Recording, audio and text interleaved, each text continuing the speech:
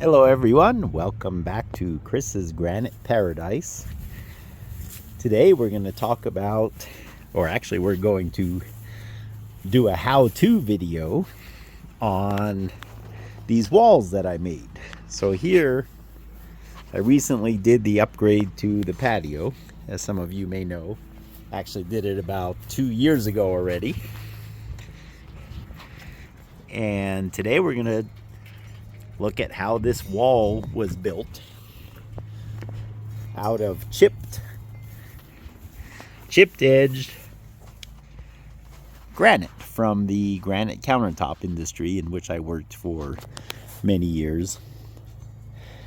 And I want to share the technique with you. I'm actually not going to build any more of the wall today because it's done, but I'm going to use the same technique and make a little a bench, just to show you the technique. This is a wall we did longer ago. I think this was like 10 or 12 years ago. I just took this piece off here to show you. So the base wall is one width, I think that's 18 inches. And then I made the top layer, in this case, wider. I think I made it 22 inches if I remember right. And what these are made of is basically from the countertop business, all the scrap granite that were two parallel edges and usually as long as a slab. And then I just chiseled them every certain measurement.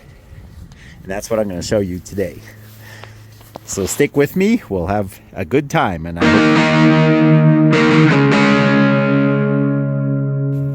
you want to do this kind of work about waist high. Ideally, I don't really have any place that's waist high, but I'm going to use the top of my wall. Here are the tools we need. Of course, you got to have safety glasses on. I have my sunglasses, so those will count. Tape measure, some kind of marker, hammer, and a chisel. Ideally, my chisel should probably be sharpened a little bit, but I think it'll work for today. And I don't want to do it right on my wall because I think I'll break these pieces. So you need a very level surface. And what I recommend, if you do have access to a granite shop, ask them for as large as you can get, a piece of what they call quartz, which is the artificial granite, basically. And the reason I say that is because it's much stronger. It really resists breaking. This is an old piece that I have. This was actually a base of one of my earlier sculptures. And it's really the biggest piece I have, so it's going to have to do. But today I'm not chiseling anything long, so I think this will be plenty. So I'm going to take it over there and lay it on top of my wall, maybe with some carpet under it to make sure my wall is protected. And then I'll be right back with you. This piece that I am moving, actually both of these pieces, none of them are very big, nor very heavy. They're probably, maybe 150 pounds at the most. So I'm just moving slowly whenever I'm working by myself, especially. And I encourage you to follow this rule of thumb. Just go really slow and really careful. You don't want to break anything. I don't want to break my patio. I don't want to break the piece. And I definitely don't want to break me. So there's never a reason to hurry. So calculate your movements. Walk it over very carefully. You should never really have to lift such a piece. You can see here I'm going to lean it up and I'll walk it corner to corner, and then I'll tip it up onto my workstation once I have the carpets in place. I could probably be a horse and just pick the thing up and carry it over, but there's just no reason to do that. You just destroy your body and you run the risk of destroying other things as well. So just be slow, be careful.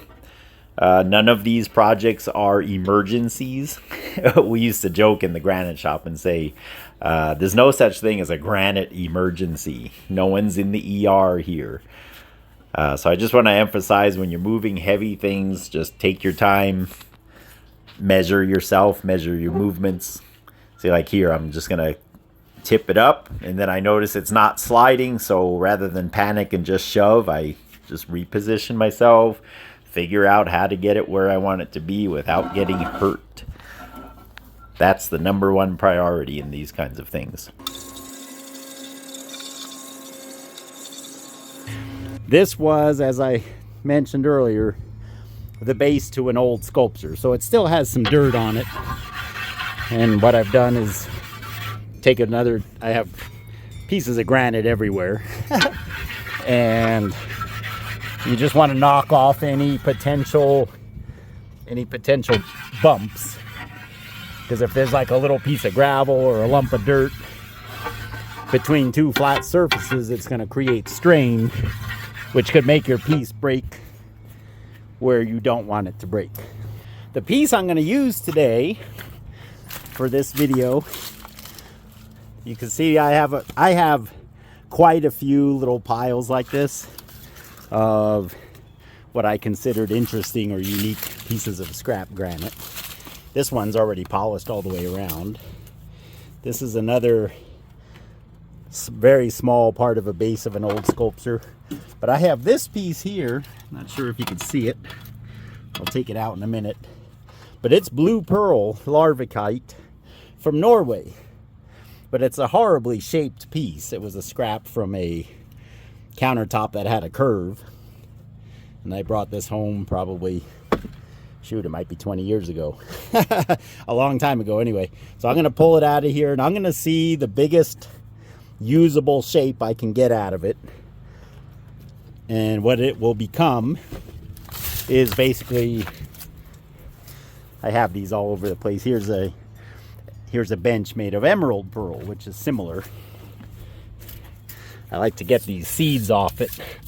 It's springtime, so the trees are dropping their pollen and everything, but then they get rained on and they kind of stick. So that's emerald pearl. I've got another blue pearl bench over here. So I'm going to make, depending on how big of a piece, here's another one here of Labrador antique. So I'm going to drag that piece out now, and we'll lay it up here, and let's see what we can get out of it. And the main thing is I want to show you guys the chiseling technique, because it's a much less expensive way to cut granite. Let's say that. You can really make anything you want if you know how to do it. And so I want to share that with you. And I promise not to repeat this too many times in the video, but again, I want to emphasize here, you see I'm leaning these fairly good sized pieces against myself. I don't really have good footing behind me because of those flower pots. So you just need to really be aware of your surroundings. And you'll see halfway through the process here, I change my mind and I decide to move those other two pieces. Because at first I thought I could just slide that one out. But you'll see it's not working. And so then I back up and move the first two pieces out of the way. Again, just be careful. Granite weighs on average 18 pounds a square foot. So it really gets heavy really fast. It doesn't take a very big piece to weigh quite a bit, and it can get a run at you, as we used to say, where it starts pushing against you and it's exponentially heavier as it goes towards the ground. So just be careful, especially if you are able to get some of the bigger pieces, and you don't want to get hurt.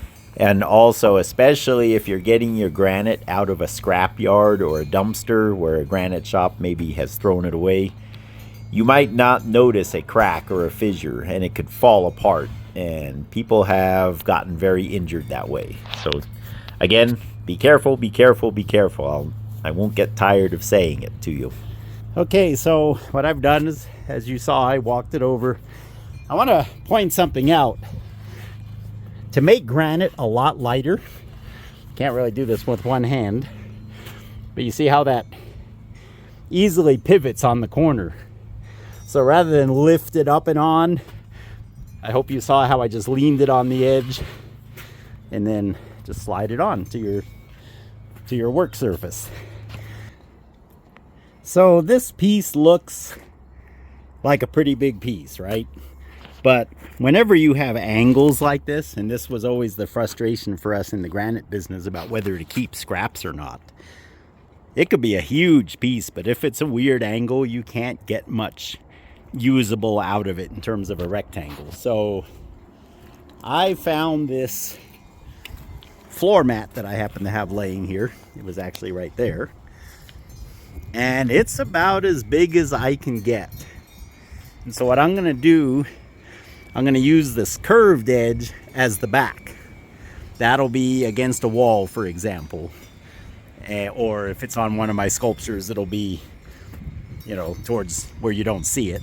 And chances are it'll have rocks piled on it. And you would never see that curved edge. So what I'm going to do, and this, again, you may want to mark things much more precisely than I'm going to do today.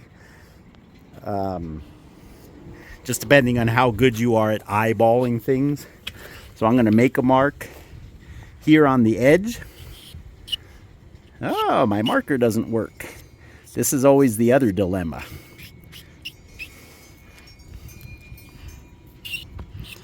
Okay, I guess that's close enough. And here as well. And again, those are parallel with the actual edge of the mat. Okay. I need to pause here and get a better marking method. This is what we deal with, so I'm going to include this in the video. I did find this. I did not think I had one. This is about 20 years old. I tested it, it works. This is actually like liquid paper. If you guys remember what liquid paper is, it's basically a, oh, what it would be. It dries, but you could scrape it off with a razor blade. And it's white. I'm not going to make my marks again here because this is I just need some indicator marks. So what I do, since I'm pretty good at eyeballing things, is I just make a dotted line so I don't use up my marker.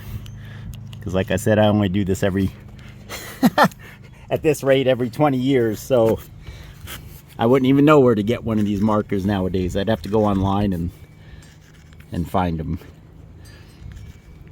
So I'm just tracing my mold. And if I have room, I'll actually chisel a little bit outside of this. And remember, it's going to be a rough edge, so I'm not too particular at this point. I'm actually going to use that corner. So then we pull this off.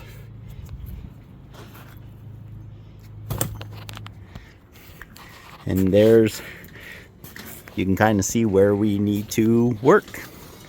So what I'm going to do is I'm going to tap chisel. We're not trying to break it. We're just breaking the surface. And you'll see why in a moment.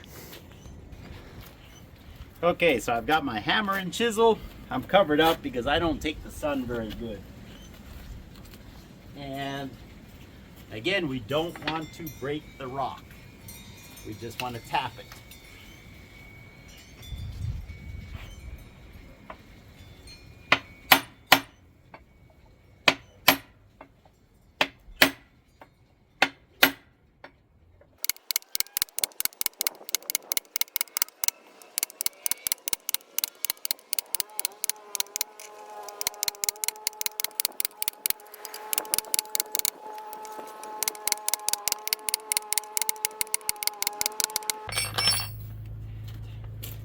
Okay, so you saw basically what I did is I just lightly tapped with the chisel. Basically the weight of my hand and the hammer almost just falling. You don't want to break it right away. And I can see I've got just a hairline scrape, is really what it amounts to. So now what I need to do is very carefully turn it over and mark the other side and do the same thing from the other side. So let's see if I can successfully do that. Now as I turn this over, I have to be aware that it could fall apart. And we don't want that. So I'm going to slide it out to where I can pick it up.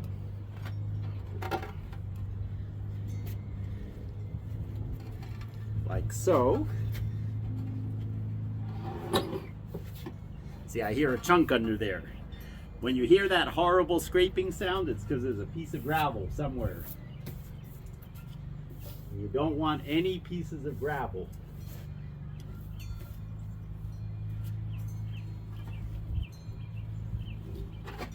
There we go.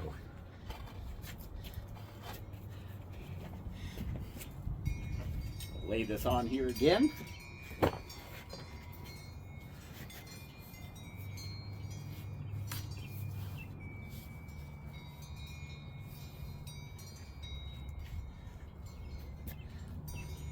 I keep having to take my glove off to be able to use the camera. So what I'm doing here as best that I can is I'm lining up the cuts I made with that marker. That should get me close enough. But now what I'm going to do is I'm going to slide this out and verify. So I can look underneath here.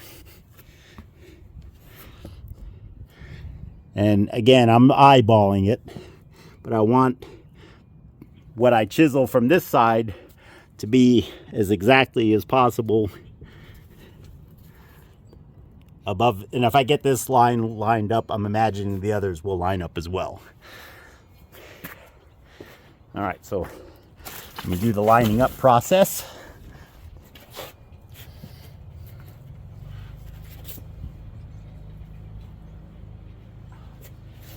You just got to move your head around and do whatever you need to do to get an accurate reading. And again, I just make a few dots because I'm eyeballing a straight enough line.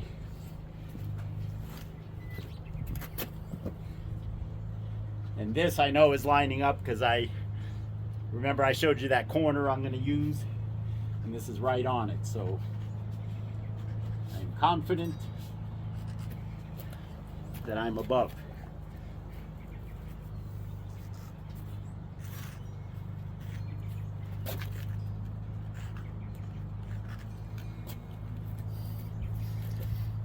Professional equipment here. And now I repeat the process. I'm going to lightly chisel, and then if it doesn't break, I'll flip it over. I like to do the final break from the polished side because I want that to be the nicest. So let's see what we can do.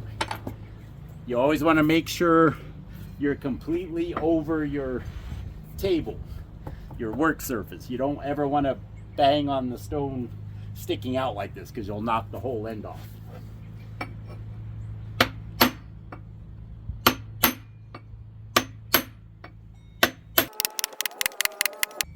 It's real easy to lose corners. You can kind of hear when the stone starts to give. I haven't heard that sound yet. Blue pearl, which is what this stone is very hard. It's what they use for tombstones.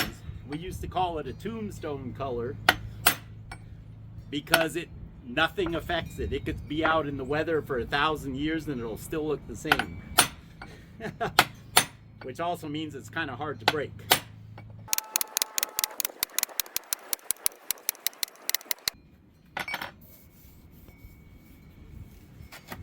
Okay, this piece came off. Oh, you can see that it broke a little rough, but I'll clean it up. As long as I don't lose any corners, I think we're okay.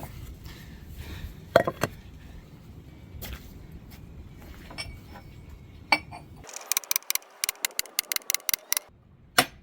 just heard something give.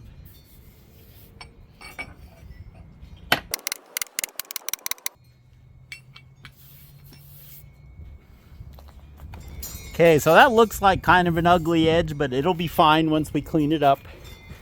You can see the white line where the chisel has broken the surface. It hasn't broken yet, so I'm going to try to turn it over because, like I said, I prefer the final break to be from the other side.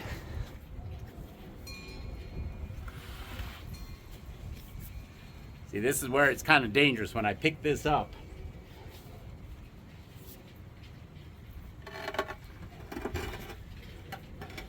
So I want to place my hands kind of in the middle so that I'm holding on to my piece if the top falls off. There's that sound of gravel again. You don't want gravel.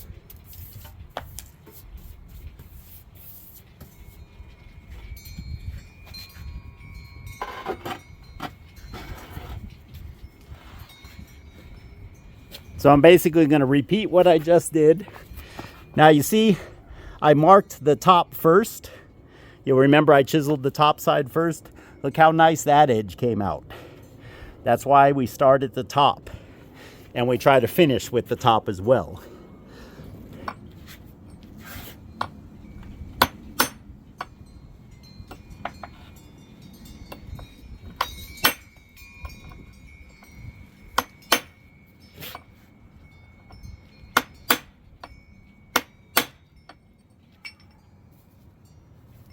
I lost my corner.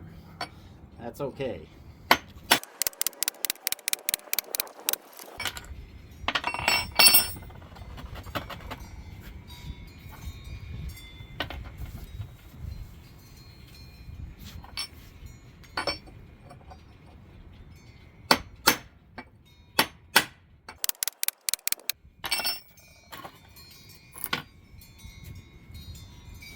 Success! Another piece.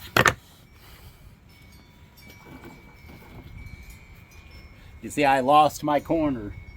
So that means I'm going to have to make the other corner match.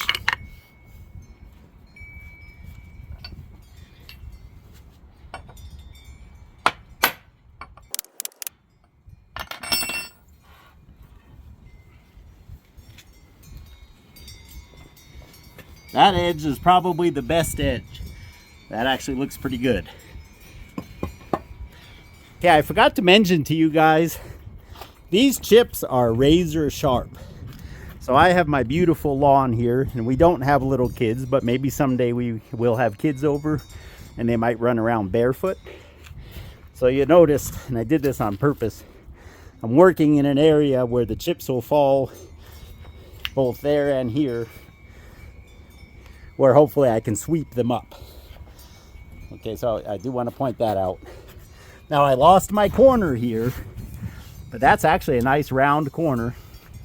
And again, I'm going to perfect it here in a minute. But now, and this is tricky, I need to try to do the same thing over here so it looks like I did it on purpose, that I matched. Okay, so bear with me while I do some fine tuning. So I'm doing the best I can to make these corners match. That's probably the trickiest part of this whole procedure, is obtaining some kind of symmetry. All right, all you stonemasons out there, go easy on me. There are certain segments of the stone business where everything is chiseled. Sandstone, fireplaces, hearthstones, things of that nature. You guys are chiseling all day long, and you have different kinds of chisels and different weights of hammers and all that. I just have one hammer and one chisel. I'm not trying to show the professional way to do this. This is more geared for amateurs who don't have a lot of tooling and maybe have some pieces of stone that they can play with. And this enables them to come up with something pretty nice for the investment. Again, you want to be real careful of the chips, that they are not under your piece.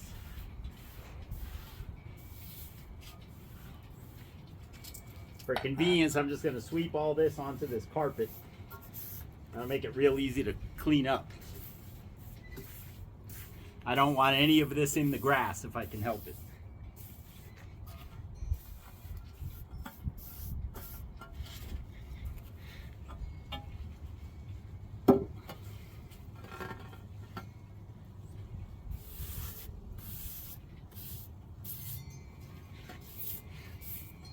One little piece of sand laying between your polished surface and the surface of your work slab will cause it to break in half. So you want to be careful of that.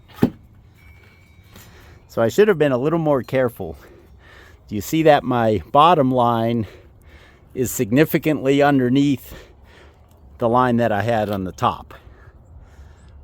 Again, I don't think that'll matter. This is going to be outside. It's going to have rocks piled on it.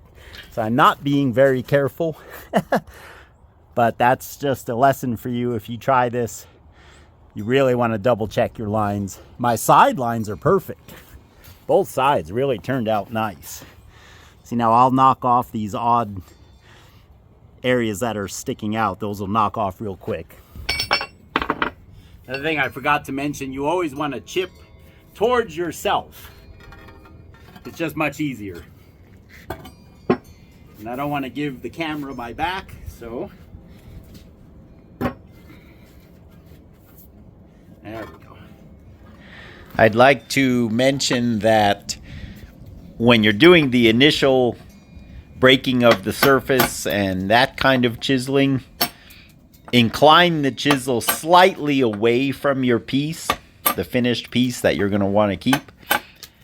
But especially now when I'm cleaning up the edges, note how I'm tipping the chisel more towards myself and away from the piece, because you don't, if you hold the chisel towards the piece, you can knock a big spald out of the other side of your finished piece, which would really be ugly. So if you note just how I'm holding the chisel in my hand, it's slightly angled, sloping away from my piece. Oh. That moan of pain and agony is familiar to anyone who has worked with stone this way.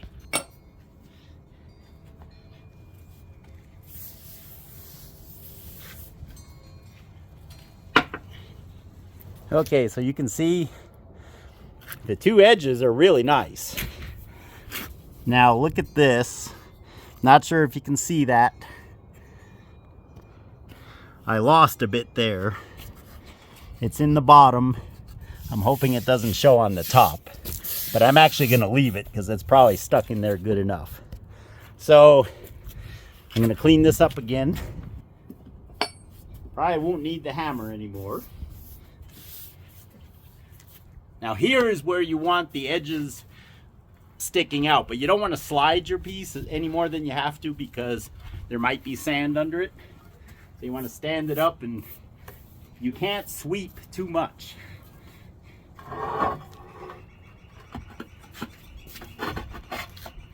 Okay, I gotta have my gloves off so I can handle the phone. So you can see there's a few little divots. But like we used to say, it's good enough for my house. So now I find a piece of granite that's rough on the back. I would use one of these nice big pieces of blue pearl, but this is actually pretty smooth on the back. I want something rough. And I basically just do it like sandpaper. Can you see the dust coming off of there? And what that's doing is getting at least the razor sharp edges off. There we go. Now here where it's really jagged, because I don't really want to chisel anymore out of there because it's already undercut. So I use the edge and just bang off anything that's loose. You see a few chips falling off of there because that's all stuff that would cut you otherwise. Yeah, see now it's not rounded by any means, but at least it's not razor sharp.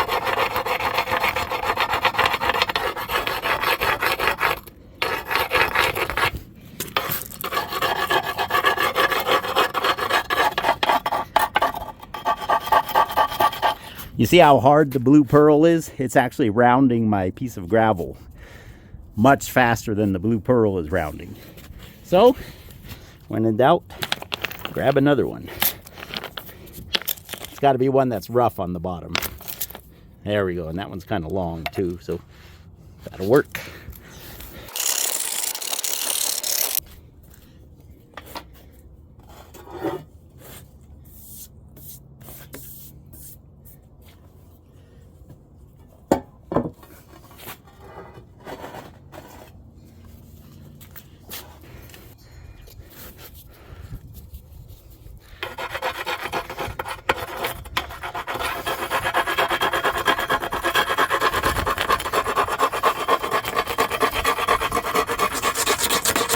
See, there's the where I told you that crack was. Listen to the difference in the sound.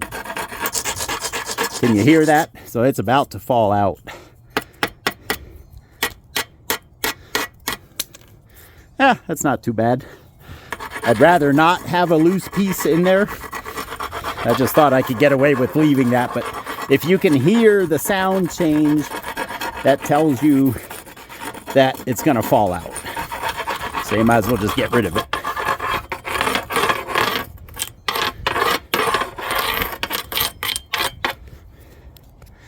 Okay, let's turn it over and do the same thing from the top.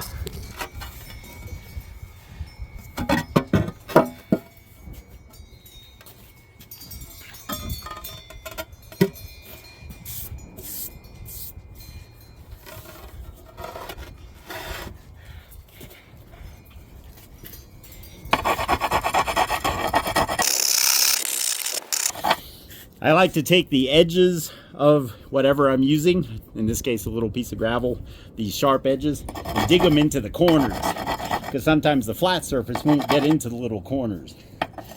And you don't want any sharp edges that'll cut into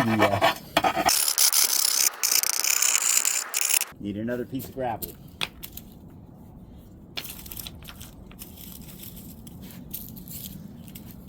Yeah, this has a nice rough bottom. That's what you want. The rougher the better.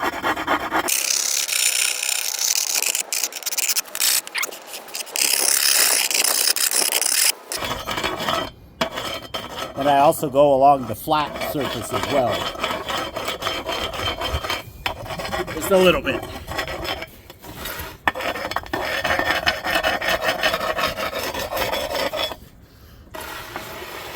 Now that the polished side is up, you do not have to worry about it scratching. So you can spin it around, move it, whatever you want to do.